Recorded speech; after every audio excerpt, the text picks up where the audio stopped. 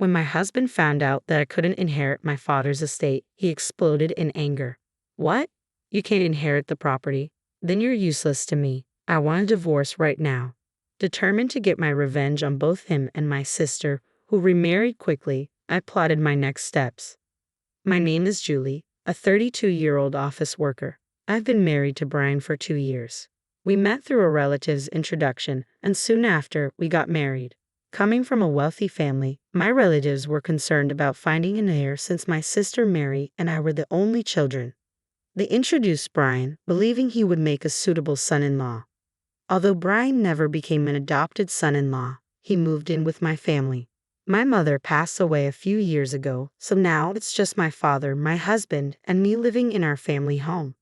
My husband seemed very kind and treated my father well, but the relative who introduced him to me had warned me just before our wedding. I know I introduced Brian to you, but be careful, he can be a bit obsessed with money. Despite this warning, I saw no signs of my husband being money obsessed, even as we were about to get married and had already completed the engagement ceremony. We went ahead with the marriage, and though I kept an eye on him because of the relative's words, I saw nothing suspicious. However, Brian did show a keen interest in my father's wealth. He would sometimes casually ask about the extent of our property when he joined my father for a drink.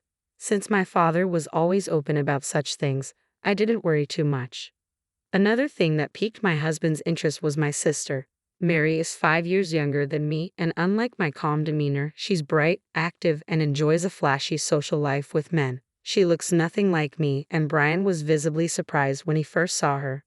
Your sister is so different from you, Julie, isn't she? Seeing my husband's fascination with my sister, who is a beautiful woman with striking features compared to my plain looks, made me feel uneasy. Still, the reason our relatives introduced Brian to me was that they were worried I wouldn't get married due to my modest appearance and personality, leaving no one to carry on our family name. At the time, I thought there was no need to worry since I had a beautiful sister, but I later understood why our relatives were concerned. My father spoiled my sister a lot, letting her go to college after high school and then to a vocational school after graduation. My sister didn't have any specific goals for attending college or vocational school. She just didn't want to work. My mother was strict with my sister, trying to persuade her to find a job after college, but my father insisted on sending her to a vocational school. After graduating from vocational school, my sister got a job at my father's friend's company but quit after 6 months. I was shocked by the excuse she gave when she quit.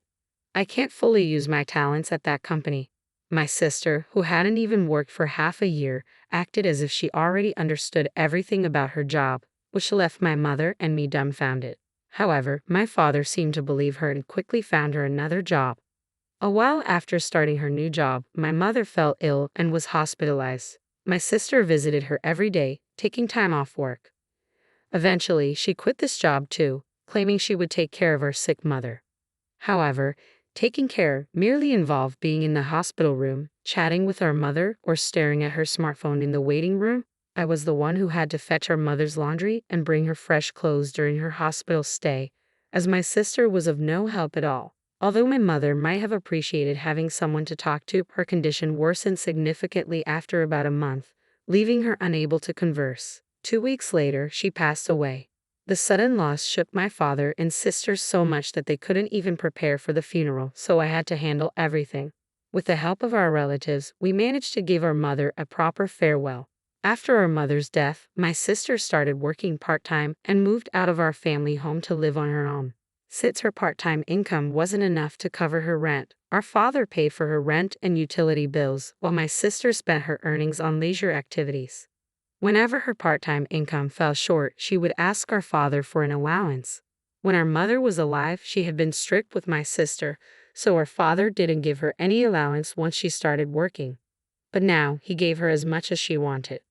I thought it was fine if both my father and sister were happy with that arrangement. Even after I got married and continued living with my husband in my family home, my father kept giving my sister an allowance. At that time, I didn't realize that my sister was also asking my husband for money, and he was happily giving it to her. Unable to say no to my beautiful sister, my husband would secretly hand over money, saying, "Don't tell Julie about this. She might get jealous if she finds out." My sister only worked part-time when she felt like it, living off the money she got from our father and my husband. But her carefree lifestyle didn't last forever, as our father fell ill and had to be hospitalized. I took care of our father during my breaks from work, but my sister never showed up at the hospital. Instead, she started calling me and demanding money. I've been getting money from Dad every month, so I want you to keep giving it to me. The rent and utilities are all being withdrawn from Dad's account, after all. Her angry tone shocked me, as this was the first time I learned about it. Furious at my sister's self-centeredness, I wanted to hang up on her, but she seemed desperate, so I asked how much money our father had been giving her every month. How much have you been getting from Dad every month? You need to get a job and live on your own earnings. My sister replied grumpily, You're so annoying. I've been getting $1,000 a month. That doesn't include rent and utilities, by the way. I was appalled by my sister's boastfulness. If our father kept giving her so much money, she would never have the motivation to work seriously. I didn't think it was much of a problem to give my sister money, assuming our father would recover quickly. However, his condition suddenly worsened, and I was hardly in touch with our relatives. The doctor informed me that it was a serious situation, and I was deeply shocked. In times like these, I needed my husband's support, but he rarely came to the hospital, claiming he was busy with work. When he did visit, he would ask inappropriate questions, such as, Your father's inheritance must be substantial, right? Since you and your sister are the only heirs, are you planning to split it in half? I was at a loss for words, realizing that my husband was fixated on the inheritance. I finally understood what the relatives had meant when they warned me about his obsession with money, and I felt disgusted. When my sister received a call, I explained that our father was in critical condition. Her response, however, was only about her own finances. Make sure you pay me my monthly allowance. I can't survive without that money. The call ended abruptly. I was infuriated by her response, but I was also disturbed by the faint male voice I heard on the other end. I recognized the voice and had a sinking feeling about what it might mean. About a month later, my father passed away, and neither my sister nor my husband was present during his final moments. Having been through my mother's funeral, I knew how burdensome the preparations could be. To make matters worse, neither my sister nor my husband offered any help. My sister didn't even attend the funeral. My husband did show up briefly, but he left immediately afterward, claiming he had work. The relative who introduced me to my husband noticed his absence and asked, Where's your husband? Isn't it unusual for the chief mourner to be missing? I could only force a smile and respond, He seems to be busy with work, so he went back. The relative sighed, and I felt like sighing too. Once the funeral was over and I finally had a moment to breathe, my husband grinned and asked, So, how much did you inherit? Even if you split it in half, you'll get a lot of money, right? As the relatives had warned me before our marriage, it seemed my husband was only interested in my father's inheritance. Disappointed by his true nature, I gave him a vague response. My sister gets $1 billion and I get nothing. We haven't talked to the lawyer yet, and I haven't had a chance to process my feelings since the funeral just ended. Watching my husband enthusiastically discuss the inheritance, I felt a surge of anger. Believing my words, he shouted, What? You can't inherit anything. I don't need you anymore. Let's divorce right now. I felt the same way, so I retorted, Fine, let's do that. You only married me for my father's inheritance in the first place. I'll divorce you. I thrust the prepared divorce papers in front of him. Although he was surprised, he signed them without protest. After signing, my husband left, declaring, I'll divorce you, who gets zero inheritance, and marry your sister to get the $1 billion. I didn't care and immediately went to the city hall to file the divorce papers.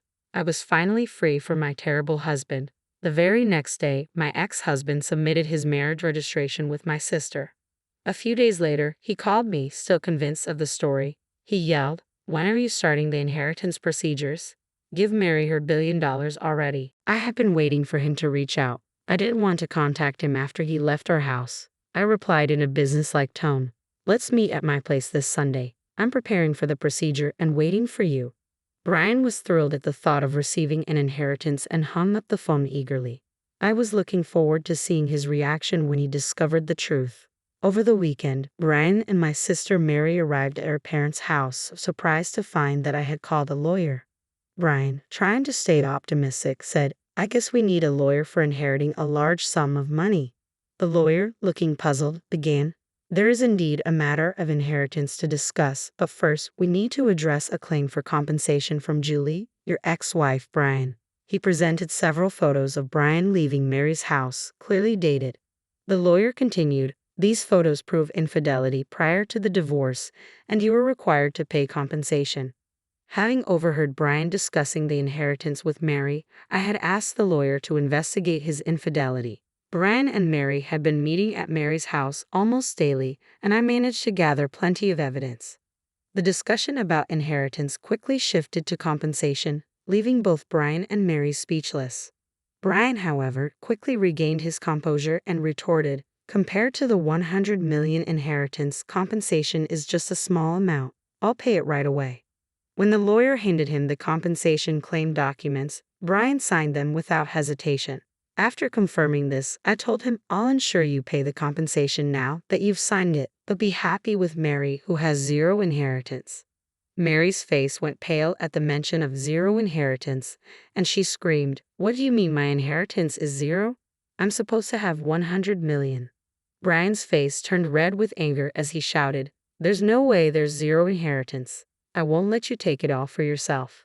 The lawyer calmly addressed the frustrated pair. "Mary is the daughter of your late mother from a previous marriage. Since she was not legally adopted by your late father, there is no legal parent-child relationship. Therefore, Mary is not entitled to inherit your father's estate." Turning to Mary, who appeared bewildered, I added, "I understand you might not recall, given that you were only 1 year old when our parents remarried, but I remember it very clearly. I was 6 at the time, and I was thrilled to suddenly have a sister. I never imagined that this sister would end up betraying me by stealing my husband.